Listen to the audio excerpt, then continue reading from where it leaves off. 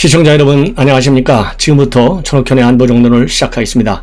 여러분들 잘 아시다시피 제가 일주일에 한 번씩 굉장히 귀하게 모시는 분이 있어요. 중앙일보 논설 우연인 강찬호 기자를 제가 일주일에 한 번씩 모시는데 투머치 토크로 아주 아주 인기가 굉장히 높죠. 그래서 살아있는 그 취재 뒷얘기들을 제가 여러분들께 소상하게 말씀을 드리기 위해서요. 매주 한 번씩 강찬호 논설 위원님을 제가 모시고 있습니다. 이번 시간에는요. 최근에 이 곽상도 의원이 여전히 문재인 대통령의 사위 타이 이 항공사의 특혜 취업 의혹을 계속 제기하고 있는데요. 그러다 보니까 지금 친문 의원들이 놀래가지고 화장실에서 곽상도 의원을 만났는데 도대체 제발 그런 얘기 좀 하지 말라 이런 뉘앙스의 말이 오갔다 할 정도로 민감한 얘기예요. 그리고 최근 말이죠. 이제 전에 우리 해수부 공무원 피살됐지 않습니까?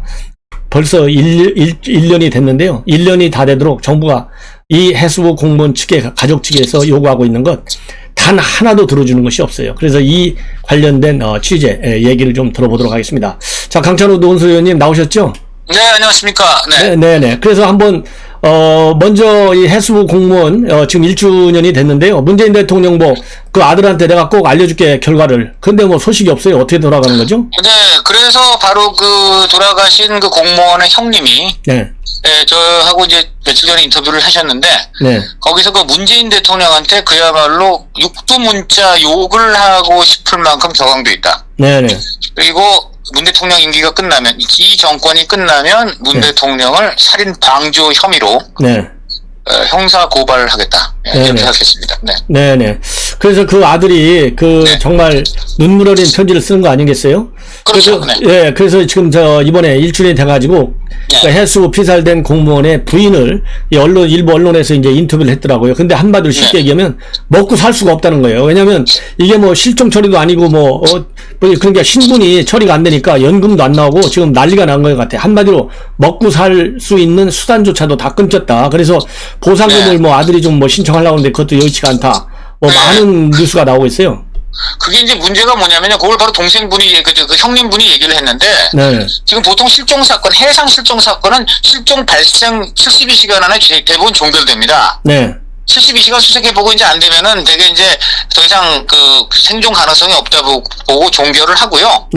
그리고 조금 이제 시간이 흐른 다음에 이제 바로 유족들한테 예를 들어 보험, 당연히 이제 그 생명보험이라든가 또 그냥 공무원인 경우는 그게 순직이 될 가능성이 높잖아요. 그렇죠. 이번 경우도 이제 유족들이 볼 때는 순직인데 일하다가 근무 중에 이제 실족해서 숨지신 걸로 정부에서는 월북이라고 몰아가지만 하여간 그런 건데 이 해경이 지금까지 그 형님 주장은 지금까지 실종 그 여부에 대해서 지금 종결을 짓지 않고 그 다음에 또 여기다가 월북 프레임을 씌웠지 않습니까? 이 문제가 많아요. 그러니까 이게 사실 월북하고 실종은 다른 카테고리여서 이것을 따로따로 해야 되는데 그러면 따로따로 한다는 게 무슨 얘기냐면 그러면 실종은 빨리 이제 실종대로 처리하고 그 다음에 이제 월북했느냐 안 했느냐 이건 다른 이제 그 조사 항목으로 조사를 해야 되는데 이거를 같이 붙여놨다는 거예요, 형님 주장은. 그래서 그러다 보니까 지금 하세월이고요.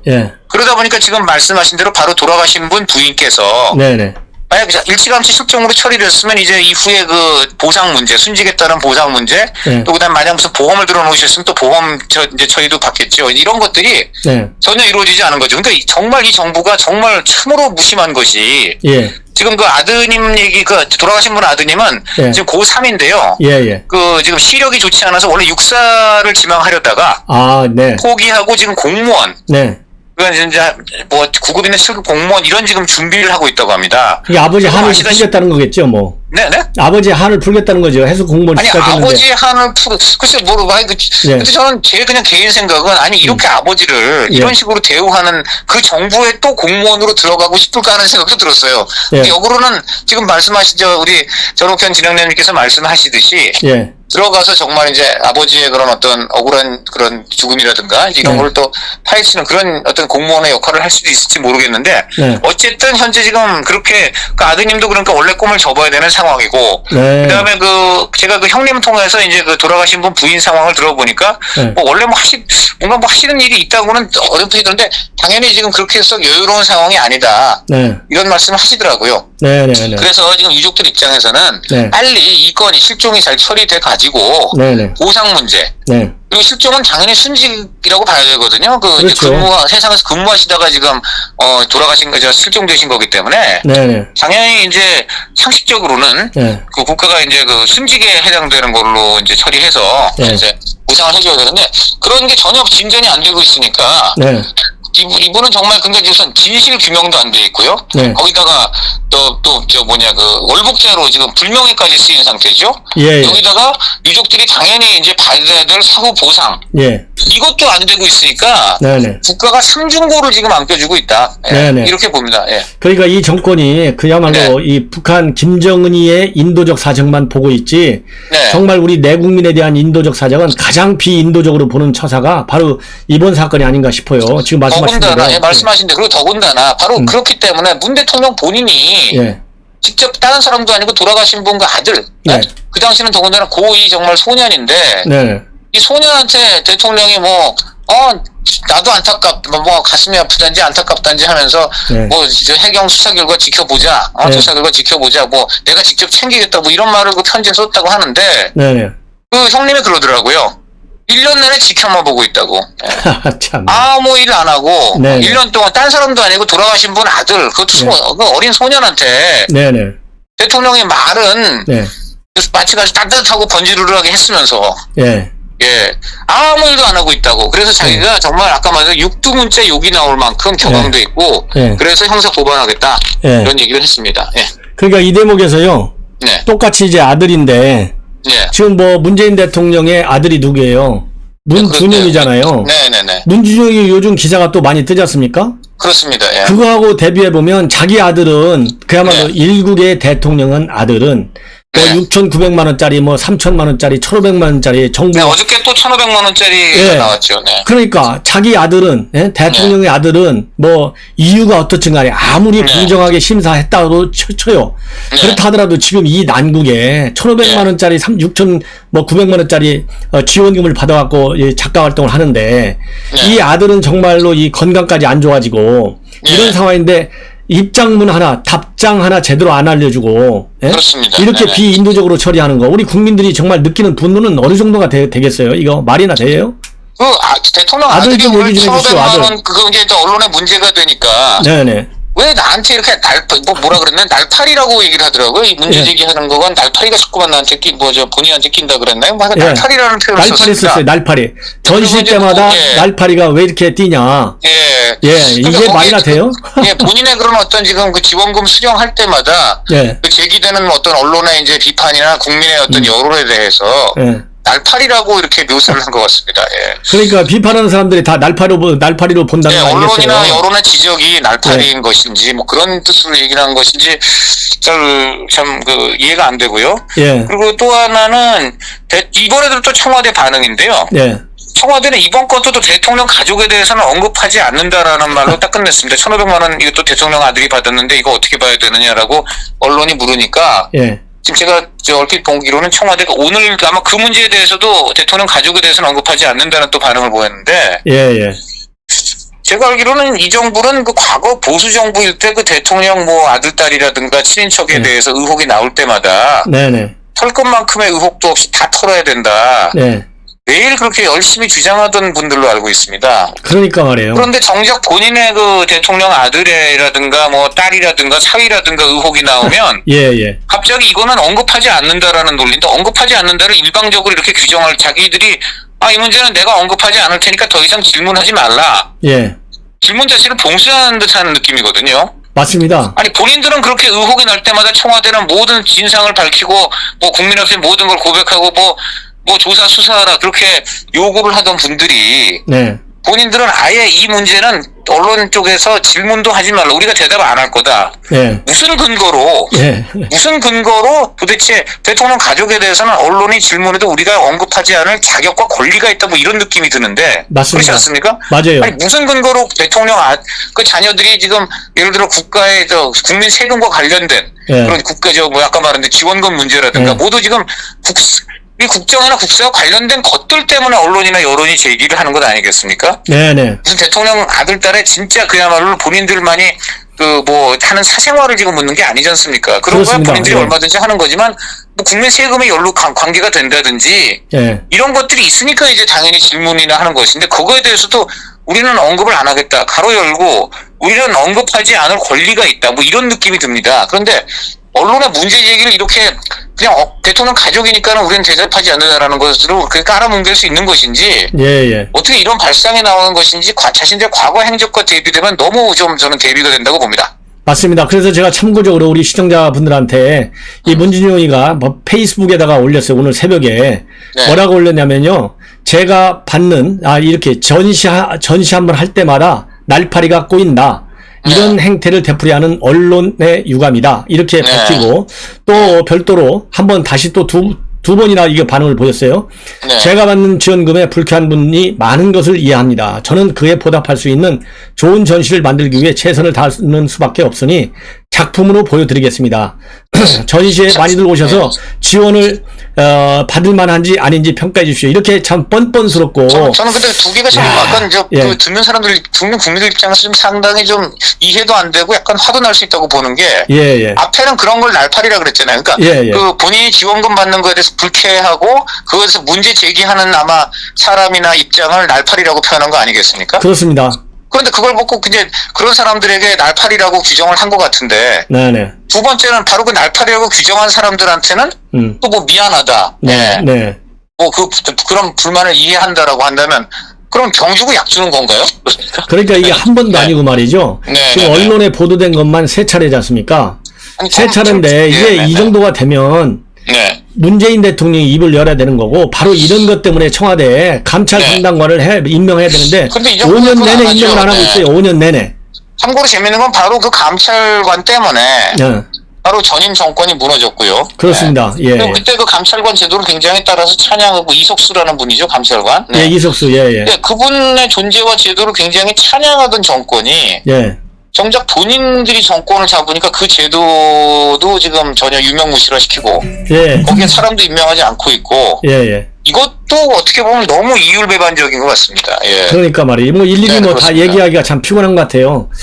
그래서 이제 이 해수부 공무원은 이제 그 정도로 해서 우리 국민들께서 이 정부가 얼마나 무책임하고 무능하고 실종 처리도 안 해주고 그렇다고 월북 프레임은 배제하지 않고 이제 월북 프레임은 접어야 되는 거 아니겠습니까? 근데 뭐 지금 오늘 참고로 바로 그 월북을 마구잡이로 월북으로 몰고 또 그다음에 이제 도박 빚이 있었다는 도박을 했었고 뭐 빚이 얼마고 이런 것들을 해경이 마구 공개를 작년에 해서 맞습니다. 돌아가신 분을 정말 2번, 3번 정말 살해했다 이런 극한 비난까지 받았는데 얼마나 그 해경이 그런 식으로 고인의 명예를 훼손했으면 같은 문재인 정부에 속한 그 인권인가 권익위조차도 이제 이거는 해경이 잘못했다. 그래서 해경이 이것은 고인의 명예를 훼손했다. 그리고 이에 대해서 관계자 경고와 재발 방지 국가인권위원회거든요. 그것을 인권위조차 그렇게 경찰에 권고를 해경에 권고했는데 이것은 당연히 그 인권위도 준사법기관이기 때문에 같은 국가기관인 해경이 그 인권위 권고를 그대로 이행해야 됩니다. 재발 방지 방안을 마련해야 되고 관계자한테 경고 조치를 해야 되는데 그와 같은 것도 전혀 지금 2달이 넘도록 하는 기미가 보이지 않아. 결국 돌아가신 분 형님이 지난달 20일인가에 이제 내용 증명 문서로 이제 그것을 요구를 했는데 그것도 계속 지금 뭉개고 있다가 굉장히 이상하게 제가 그분 인터뷰를 보도하기 전날인가요? 그날자 명의로 해서 보내왔다는 거예요. 형님 말씀은 이렇게. 그래서 형님은 자기는 그 해경이 본인의 인터뷰 문재인 대통령을 정말 형사 고발하겠다. 이런 식으로 하고 해경도 굉장히 지금 말한 대로 아무것도 나 조치 안 하고 있다. 이런 것을 제가 제 인터뷰로 보도한 직후에 부랴부랴 그 이제 뭐 입장문이라고 해서 보내왔는 걸로 판단이 된다고 형님이 하시면서 그 내용을 공개하시기를 아까 말한 대로 네. 저 가슴 아프게 생각한다 딱 한마디, 세 마디를 보냈는데 예. 그것조차도 예. 원래는 명예를 실추할 의도가 해경은 없었다. 예. 그럼에도 불구하고 유족께서 아픔을 느낀 부분이 있었다면 가슴 아프게 생각한다. 한마디로 네. 본인들은 잘못이 없는데 네. 당신이 뭐 일방적으로 뭐 우리한테 기분 나쁘게 생각하면 그거는 뭐 우리가 뭐 가슴이 아픈 이거는 정말 그래서 어제 형님이 그러시더라고요. 그 돌아가신 분 형님이 이게 하나님만 못한 이야기이고 예, 예. 그리고 이게 보도를 통해서 이제 해경을 비판하는 기사가 나가니까 부랴부랴 막 만들어서 그냥 적당히 그냥 나한테 던진 거 아닌가 하는 생각마저 든다. 이게 맞아요. 형님의 말씀이셨습니다. 네. 그래서 이 언론 보도가 굉장히 중요한 것이고 이렇게 우리 국민들이 아픔을 느끼는 데를 우리 강찬호 우리 기자께서 앞으로서 발굴해서요 많이 좀 보도해 주시면 저만 좋을 하는 게 것 아니라 같아요. 언론이 다 하는 것이죠. 뭐. 예, 예. 특별히 아주 뭐 좋은 이 단독 기사를 많이 최근에 발굴하셔서 그래서 제가 이렇게 자꾸 모시고 싶은 거예요. 아이고. 예, 그리고 이제 하나 또 여쭤보겠는데요.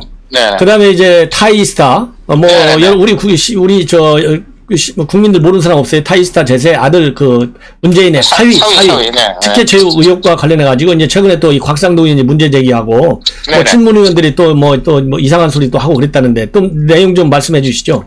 네, 그러니까 이제 저도 뭐 기사를 썼습니다만 이제 사위 의혹이 전면에 불거지면서 네. 곽상도 의원이 며칠 전에 이제 예산결산위원회 전체 회의가 있었습니다. 예산결산특별위원회라 그래서 네네. 우리나라의 예산 내년도 올해 예산을 결산하고 내년도 예산을 짜는 이제 그리고 저 상임위원회 전체 회의가 열렸는데 굉장히 큰 규모로 열립니다. 본회의 수준으로 열리는데 네네. 여기에 이제 마침 대정부 질문자로 선정이 돼 있었어요. 네네. 그래서 마침 제가 며칠 전에 또 보도한 것도 있고 하기 때문에 곽상도 의원이 쭉 추적을 해온 걸 종합해서 그날 한 열 몇 개로 슬라이드를 만들어서 PPT를 만들어가지고 아주 그 짜임새 있는 스토리로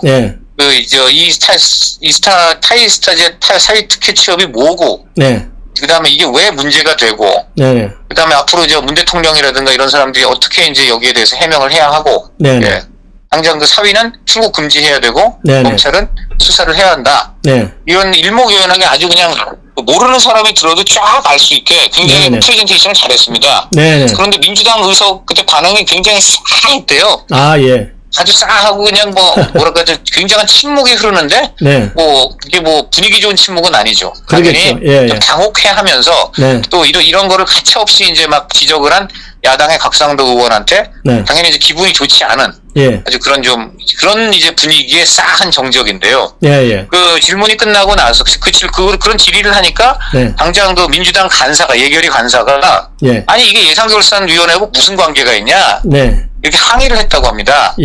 그런데 당연히 관계가 있습니다. 왜냐하면 이스타 그 대통령 사위가 거기 고위직으로 재직하고 딸이 거기 가 있고 손주가 가 있지 않습니까? 대통령 손주 자녀니까. 그렇죠. 그럼 대통령 딸하고 손주는 청와대 경호법상 경호 대상이에요. 그렇죠. 그러면 태국으로 이주했다 그러면 거기를 따라가야 됩니다. 그럼 따라가면 따라가서 그 사람 그 경호진들이 뭐 집이 있습니까? 뭐가 있습니까? 당연히 집을 정부에서 제공해 줘야 됩니다.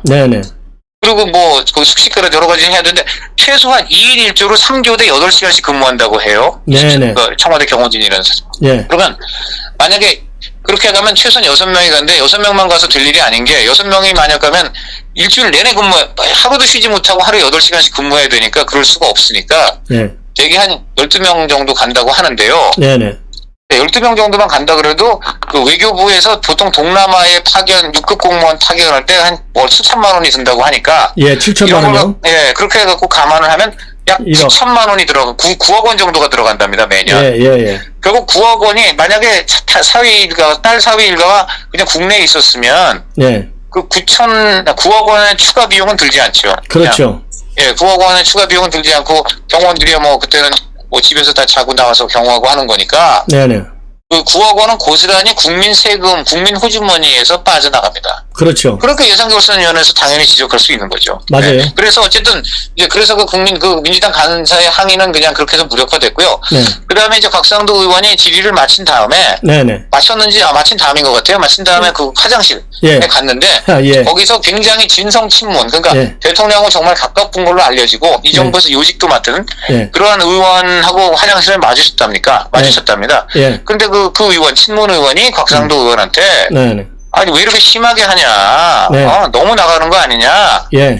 뭐 이런 항의를 했다는 것이죠. 네. 예. 그럼 뭐 친문 의원 좀 이름 좀 공개할 수 없을까요? 그건 뭐 그러면 저 박성도 의원이 예. 또 동료 의원이니까. 예. 예, 그래서 다만 이제 그건 공개하지 않기로 했고요. 공개하지 예. 말아달라고 하고 있고요. 예. 공개하지 않았습니다. 그리고 어쨌든 굉장히 대통령과 가깝고 친문 의원으로 알려진 사람이고. 네네. 그래서 결국은 지금 이 사건을 바라보고 있는 청와대나 친문 계열 의원들의 예. 그 입장이 그대로 드러난. 예. 화장실이니까 딱 단둘이 있으니까는 뭐 정말 그냥 속에 쌓아뒀던 감정이 나온 거 아니겠나? 그렇죠. 예. 그게 뭐 청와대 분위기나 마찬가지겠죠. 뭐 청와대 그렇게 막 정말 분노가 끓고 있는데 당신한테 네. 말을 안 할 뿐이야. 정신 바짝 차려. 다음부터는 그런 얘기 하지 마. 이런 협박 아니겠어요? 그런 협박이나 마찬가지죠, 뭐. 그렇게, 그러니까 나쁘게 보면 협박이라고 할 수 있겠고요. 아니, 네. 나쁘게 보는 게 아니라 정상적으로 볼 때 협박인 거죠. 그렇죠. 아니, 그렇죠. 왜냐면 국회에서 예결위 전체에서 얘기해야지. 왜 예결위 전체에서 얘기 못하고 화장실에서 얘기합니까? 그러면 자기 주장이 당당하지 못하다는 거잖아요. 저도 근데 그런 경험 해봤습니다. 저도 무슨 관련해갖고 이렇게, 청와대나 정치권 관련해서 이렇게 의혹을 제기를 한 칼럼을 쓰니까. 네. 민주당 의원이 직접은 못하고. 예. 누구 제3자 통해갖고 저를 안 한. 예. 약간 그런 메시지 보내온 경우도 있습니다. 이 사람들 재미있는 게. 네네. 참 재미있는 게 그거예요. 또 이 문제는요, 청와대는 공식 입장이, 이것도 아까 말한 똑같아요. 언급하지 않겠답니다.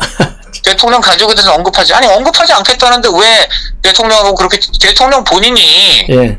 지금 대통령 본인과 대통령의 직속 참모인 청와대 공식 그 보좌진이, 예. 이런 문제는 언급하지 않는다가 우리 입장이라고 하는데, 네네. 왜 예. 대통령과 그렇게 친하고 대통령을 사랑한다는 친문 의원이 예. 대통령의 뜻과 달리, 대통령은 나 이거 언급 않겠다 그런 거 아닙니까? 예. 근데 왜 그럼 그 밑에 부하하고 그렇게 사랑한다는 밑에 사람이 예. 왜 언급을 합니까? 예. 그것도 아주 부정적으로 언급하나요? 그것도 이상한 것 같습니다. 네. 예.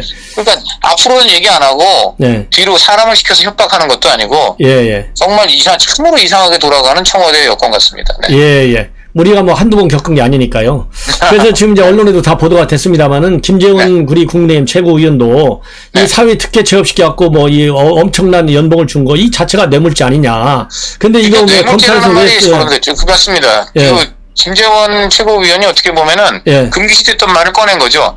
지금까지는 트라이스타 사회 특혜 취업 이런 식으로만 갔는데 그렇죠. 특혜 취업을 넘어서 왜냐면 그 사위가 어떻게 특혜 취업됐느냐는 정황이 좀 나온 거잖아요. 그렇습니다. 지금까지는 사위가 어느 정도 급으로 취업이 됐는지 거기서 어떻게 지냈는지 뭐 이런 것들이 안 나왔는데 지금 보니까 핵심적으로 이 사람이 굉장히 고위직에 취업했다는 거. 그다음에 그런데 그 항공사 고위직에 취업되려면 최소한 거기에 요구되는 항공 지식, 경험, 배경 전혀 없고 영어도 진짜 잘 못했다. 이런 걸 보니까는 이거는 정말 그 능력이 있어서 그 취업된 게 아니라 다른 요인에 의해서 취업이 된 거 아니냐 이런 정황이 나온 것이기 때문에 그럼 왜 취업이 또 하필이면 대통령 측근 항공사에 취입을 하냐? 항공사에 고위직 취업할 그런 자격이 객관적으로 없는 사람이 하필이면 대통령 측근이 또 운영하는 항공사에 취업했다는 것 때문에 이런 게 드러나지 않습니까? 그러니까 제가 관련 거기서 일했던 국장 인터뷰를 하게 되면서 그러니까 이제 아까 말한 김재원 최고위원이 그러한 그 보도 내용을 바탕으로 뇌물죄다. 쉽게 말하면 대통령이 지금 뇌물죄에 연루돼 있다라는 것까지 나간 거죠. 그렇죠. 처음으로 이제 나간 상황이 된 거기 때문에 상황은 그만큼 진전이 된 것인데 저는 여기서 정말 또 한 가지 이해가 안 되는 게 역시 이번에도 청와대는 뇌물죄까지 거론된 상황에서도 대통령 가족에 대해서 언급하지 않는다라고 합니다. 참으로 이해하기 어렵습니다. 국민의힘에서는 이거를 자기네 최고위원이 뇌물죄 아니냐까지 얘기했는데 김재원 최고위원도 그렇고 국민의힘도 그렇고 이거 왜 고발 안 하고 있죠? 저도 그래서 그게 지금 곽상도 의원하고 따로 고발이 돼 있습니다. 이 문제가. 이 문제 고발이 돼 있습니까? 이게 이게 일단은 타이스타 비자금 횡령 사건으로 그러니까 이스타항공 이상직 의원이라든가 그 사건으로만 돼 있지 이거 뇌물 혐의에 관해서 대통령 또는 사위한테 특정해가지고 그거는 이상직 의원한테 대한 혐의고요. 그런데 이제 그거죠. 이 대통령은 재임 중에는 그렇죠. 형사사건 안 되죠. 내란 외환의 죄를 제외하고는 소치되지 않았기 때문에 아마 고소자체 실효도 없고 고소자체가 성립 안 할 수도 있는 것 같은데. 아니 근데 사위한테는 해야죠. 사위한테 할 수 있을 수 있죠. 제가 말씀드린 것은 대통령은 형사소추가 면제되기 때문에 사위한테는 이 뇌물 혐의에 관해서 김재원 의원이 왜 말로만 주장하고 구체적인 조치를 취하지 않느냐. 국민의힘도 마찬가지고. 제가 그런 걸 지적하는 거예요. 네, 김지원 의원 개인이 아니고 이제 당 차원에서 해야 될 텐데. 그러니까 당 차원에서 해야 당 차원 저도 한번 알아보겠습니다만. 그거 한번 추가 취재 좀 한번 해보세요. 추가 취재. 그거는 제가 제가 제 입장에서 말씀드릴 상황은 아니고 저도 지금 취재 포인트를 저한테 주셨네요. 저도 알아보겠습니다. 그러니까 그건 굉장히 중요해요. 왜냐하면 연속성 있게 추궁해 나가야죠. 그렇습니다. 그래서 네. 이걸 검찰에 기록을 남겨내야 될 거 아니겠습니까? 그래야 나중에라도 네. 이게 계속 대통령 재임 중 퇴임 후에라도 이 추적할 수 있는 법적 근거가 생기는 거잖아요. 좋은 지적하셨습니다. 특히 조금 전에 말씀하신 그 고소 사안은 예. 이상직 의원 쪽은 이미 그 관련해서 고소가 돼 있어요. 그렇죠. 이상직은 돼 있어요. 예, 예. 돼 있는데 이제 여기서 한 가지 말씀드리고 싶은 것은 그것이 벌써 노조에서 지난 5월이나 6월경에 했기 때문에 네네. 벌써 3, 4개월 이상 지났습니다. 그런데 네, 노조 네. 쪽 얘기 들어보면 네네. 현재까지 수사하는 기미가 전혀 안 보인다고 합니다. 네. 그러니까요. 그래서 이거 다시 한번 추가적인 법적 조치가 필요하다는 말씀을 드리고 네, 그리고 강찬호 한번 꼭 추가 취재 한번 해주시고요. 네, 그리고 맞습니다. 이제 이번에 기사를 또 보면 뭐 티켓 대금 71억 원 정도가 된다. 그리고 뭐 판매 관리비가 50억 원에 달하는데 이 돈이 도대체 어디로 갔느냐 이런 거 가지고 이제 노조 측에서도 문제 제기하는 것 같은데요. 이 얘기를 네. 좀 마지막으로 한번 정리 한번 해주시죠. 그러니까 지금 가장 이 타이스타에 얽힌 그 의혹 중에 일단 가장 큰 거는 예. 이 회사가 이제 설립된 종잣돈 예. 이게 뭐냐 했더니 그 현재까지는 이스타 항공이 태국에서 티켓을 팔지 않겠습니까? 태국에서 네. 티켓 팔고 한국에서 티켓 팔고 이제 티켓을 파는 건데 네네. 항공사가 직접 티켓을 팔지는 경우는 별로 없고 그렇죠. 아마 지금 전옥현 진행자님도 그러시겠지만 대부분의 이제 항공 티켓을 사는 분들은 여행사를 통해 사게 됩니다. 여행 그렇죠. 프로그램 같은 걸. 예, 예. 그렇기 때문에 그런 그 여행 티켓을 판 대금을 한꺼번에 모아가지고 네. 항공사에 넘겨주는 총판이라는 제도가 되게 있습니다. 그렇죠. 그래서 타이 이스타 항공의 경우도 태국에 타이 이스타 무슨 티켓 세일즈인가 뭐 그런 식의 총판이 있어요. 네네. 그런데 이 총판이 그래서 티켓 대금으로 이제 타이 이스타 항공에 넘겨줘야 될 대금이 71억 원, 태국 돈으로 2억 바트가 있었는데 예. 이게 지금 이스타 항공 금고로 안 오고 네네. 이게 지금 그대로 그냥 같은 태국 방콕에 있는 타이 이스타 설립 자금으로 쓰였다는 지금 의혹이 굉장히 큽니다. 왜냐면 타이 이스타 항공으로 그 2억 바트가 오지 않았는데 예. 이 타이스타 설립 자금으로 2억 바트가 쓰인 그 기록이 나오거든요. 네네. 그러니까 이게 쉽게 말하면 이스타 항공이 자기가 받아야 될 돈을 받지 않고 예, 타이스타 태국에 있는 자기 일종의 자회사나 뭐 페이퍼 컴퍼니를 만들어서 거기다 설립 자금으로 썼다 뭐 이런 의혹이 되는 것이고요. 예. 그다음에 그 71억 원을 갖고 이제 처음에는 그게 이 회사가 별로 수익도 내지 않고 쓰는 것도 없었습니다. 그런데 갑자기 2018년 이후에 막 돈이 빠져나가고 네. 그다음에 회사 비유동 자산 원래는 그 돈으로 바꿀 수 없는 자산으로 묶여있던 것들이 유동 자산으로 변하면서 돈으로 융통될 수 있게 하면서 돈이 쫙쫙 빠져나가서 판매 관리비 형식으로 50억 원이라는 돈이 나갑니다. 근데 보통 이런 경우에 수익이 없는데 판매 관리는 비용이거든요. 관리 비용인데 그렇죠. 비용이죠. 수익이 없는데 비용만 빠져나간다고 한다면 이건 전형적인 비자금 횡령, 어디다가 은닉할 때 이런 수법을 쓴다라는 게 참여연대 출신 김경림 회계사의 분석인데요. 그래서 그러면 그 50억 원이 어디로 도대체 흘러갔느냐? 그게 바로 아까 말한 대로 항공 근무에는 별로 이렇게 도움을 줄 수 없는 사위의 고액 연봉이라든가 아니면 이제 뭐 정치권에 흘러간 무슨 정치 자금이라든가 아니면 이상직 의원 개인이 뭐 어떤 다른 용도로 쓰기 위해서 어딘가에 은닉한 그런 데 용도로 쓰인 것이 아니냐 이런 의혹을 지금 이제 이스타 항공 노조도 갖고 있고 곽상도 의원도 갖고 있기 때문에 이쪽에서 다 고소가 들어갔는데 이게 지금 보도도 많이 되고 관련된 자료도 많이 나왔기 때문에 검찰이 의지만 가는다면 얼마든지 바로 수사가 가능한 사안인 것 같은데 현재까지 지금 검찰이 뭐 내부적으로 수사를 하고 있는지는 모르겠습니다만은 노조 당사자인 노조가 지금까지 파악하기로는 별로 기미가 안 보인다는 것이죠. 그래서 지금 검찰의 수사 의지가 굉장히 의심이 되는데 제가 직접 그래서 전주지검에 물어봤어요. 지금 현재 이상직 의원을 구속 기소해서 재판이 진행 중인 곳은 전주지검이기 때문에 그렇죠. 그쪽에 물어봤더니 뭐 법과 원칙에 따라서 수사하고 있으며 다만 구체적인 내용은 또 법에 따라서 공개할 수 없음을 알려드린다. 뭐 이런 답변인데 굉장히 너무 원론적이고 다만 거기서 굳이 기대를 걸어본다면 법과 원칙에 따라 수사를 하고 있다라는 표현을 썼기 때문에 그 수사를 만약 하고 있다면 언젠가는 예. 관련 의혹이 검찰 수사로 인해서 예. 이제 조금씩 나오게 되지 않을까. 예. 그런 신락 같은 기대는 해봅니다. 예. 그래서 우리 강찬호 기자 칼럼을 보더라도요, 검찰은 타이스타와 이스타항공의 비자금 의혹을 수사해야 한다 이렇게 돼 있거든요. 네, 그래서 이게 꼭 그 비자금 수사가 제대로 네. 그리고 이제 신속하게 이루어지도록 우리가 언론에서 계속해서 문제 제기를 좀 해야 할 것 같아요. 요즘 보면은 공수처가 어저께 그 윤석열 전 총장 이제 기소하고 입건하고 이럴 때. 네. 한 얘기를 보니까 언론이 관심이 있고 그러면은 뚜렷한 지금 근거가 없어도 바로 수사를 한다라고 했지 않습니까? 그렇죠.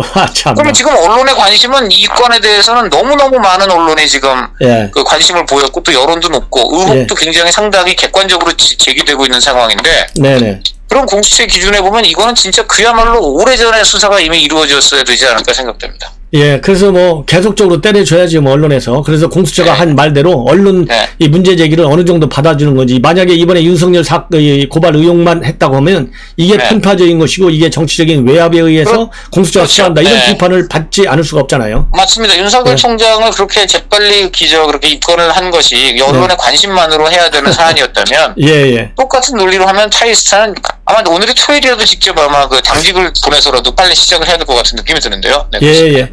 그래, 오늘 또 여러 가지 좋은 말씀 고맙고요. 또, 내주에 또 좋은, 이 뉴스 가지고 다시 한번 또 모시도록 하겠습니다. 정말 고맙습니다. 영광입니다. 감사드립니다. 예, 네, 감사합니다. 네네. 자, 시청자 여러분, 지금까지요, 제가 이 강찬호 취재 기자를 연결해서 이상직 이 비자금 의혹들, 그리고 이 문재인 대통령의 사위 특혜 취업 의혹과 관련된 뒷얘기들, 그 다음에 해수공무원 피살과 관련해서 이 정부 당국에서, 그리고 청와대 문재인 대통령이 지금 1년이 다 되도록 아무런 조치를 취하지 않고 있어서 이 가족들이 그야말로 이 생활하기도 어려울 정도로 굉장히 심각한 말하자면 이 가정 파탄에 이르고 있다라는 보도를 해드렸습니다. 시청자 여러분들의 많은 시청 당부드립니다. 대단히 고맙습니다.